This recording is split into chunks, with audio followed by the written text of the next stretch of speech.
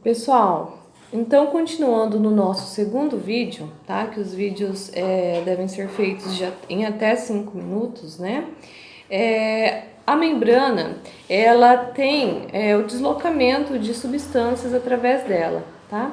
Só que esse transporte entre a membrana, ele pode ser passivo, ok? Esse transporte ele pode ser passivo ou ativo, tá?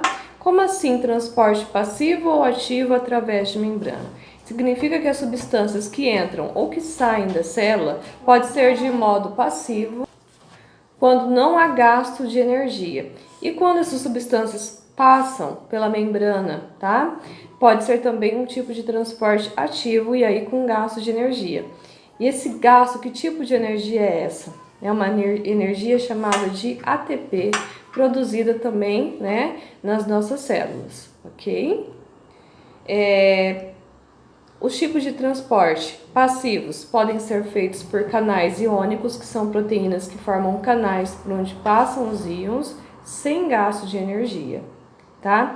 Esse transporte passivo se dá por difusão facilitada, ok?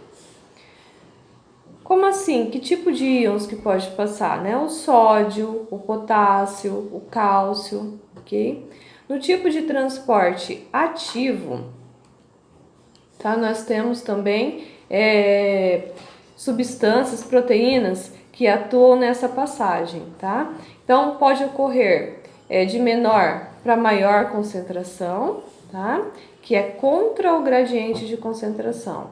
Então, se eu tenho mais substâncias do lado externo da membrana e menos do lado interno, ou seja, dentro da célula, o que vai acontecer? Vai passar substâncias do interior da célula para fora, do de menor concentração para o de maior concentração, e aí ocorre um gasto de energia, ok?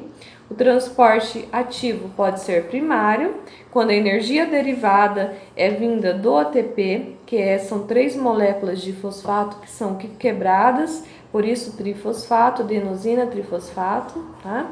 Gerando energia. Ou ainda o transporte ativo pode ser secundário, tá? Onde essa energia é derivada dos gradientes iônicos, ok? Vamos ver aqui mais tipos de transporte, né? Para vocês, ok? O transporte ativo ainda pode ser denominado como uniporte, tá? É quando uma substância passa ou de dentro da célula para fora ou vice-versa.